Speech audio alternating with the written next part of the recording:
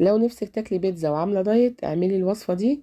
البيتزا دي صحيه عاليه البروتين ومشبعه جدا، ومش هتقدري تفرقي طعمها ابدا عن البيتزا العاديه. بجد يا جماعه الطريقه دي حلوه قوي وهتعتمديها للبيتزا لو انت عايزه تاكليها بطريقه صحيه. نتيجتها حلوه قوي، وهتحضريها كده في دقايق بدون تخمير. لايك للفيديو وشير لاصحابكم، ويلا بينا نشوف الطريقه.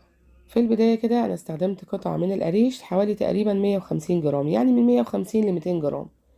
وحطيت كده كمان بيضتين. دلوقتي هبتدي كده ان انا ابهرهم، يعني تحطي ملح وفلفل اسود، بصل باودر، توم باودر، زعتر، اللي انت بتحبيه، النكهه اللي بتحبيها حطيها. انا حطيت التوابل اللي انا قلتلك عليها. دلوقتي بقى هبتدي ان انا اهرسها بالشكل ده. ههرس الجبنه كده مع البيض، بس انا لقيت جنبي كده الهاند بلندر فاستخدمته عشان تكون العجينه بتاعتي ناعمه كده وما فيهاش اي تكتلات زي ما انتوا شايفين كده. خلاص كده تمام. هبتدي دلوقتي بقى احط معلقتين من دقيق الشوفان. دقيق الشوفان او الدقيق الحبة الكاملة، يعني ممكن ده وممكن ده. وابتدي كده اقلبهم مع بعض كويس قوي، وبرضو هنعمهم بالهاند بلندر. ممكن برضو بايدك عادي مفيش مشكلة، بس زي ما قلتلكوا انا جنبي الهاند بلندر حطيت كده معلقة من زيت الزيتون على الخليط اللي انا عملته، وابتدأت انعمه بالشكل ده. حلو قوي كده. ده كده البيتزاية كده معايا جاهزة. العجينة بتاعتها كده احنا جهزناها خلاص. هجيب بقى الصينيه اللي انا هشتغل فيها، ويفضل ان هي تكون مش ألمونيوم، يعني تكون ماده غير لاصقه زي التيفال او السيراميك او الجرانيت.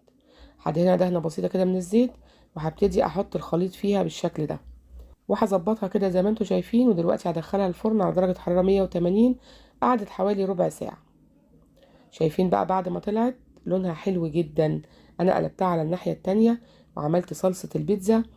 صلصة البيتزا عملتها بطريقة سهلة قوي. انا الطماطم بتكون عندي مسبكاها ومفرزاها في الفريزر.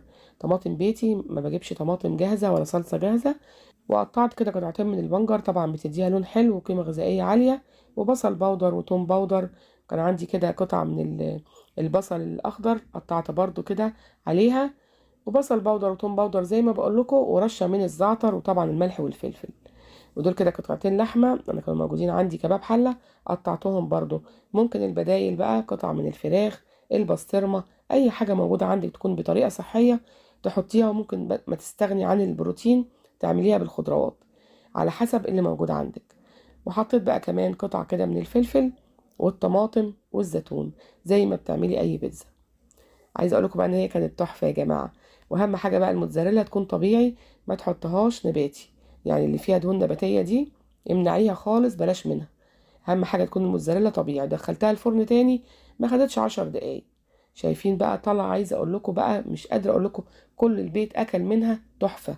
طبعا انا دخلتها الفرن، كان الفرن سخن في الاول، ما تدخلهاش على فرن بارد على درجه حراره 180. ما بتقعدش وقت كتير زي ما قلت لكم. بصوا بقى البيتزاية كده يا جماعه بجد حلوه قوي، نتيجتها هايله. وزي ما شفتوا كده عملناها في دقايق، بجد في دقايق، ما خدتش وقت خالص. ولا خميره ولا بيكنج باودر ولا الكلام ده. عايزين نقطع منها كده قطعه، بس امشوا بس على التعليمات اللي انا قلتها لكم، وكل حاجه تحطوها كده تكون صحيه.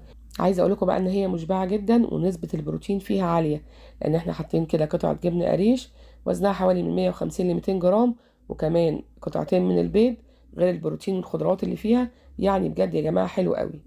انا بتمنى تكون طريقتنا النهارده عجبتكم، ولو عجبتكم بقى ما تنسونيش في اللايك والشير والسبسكرايب للقناه.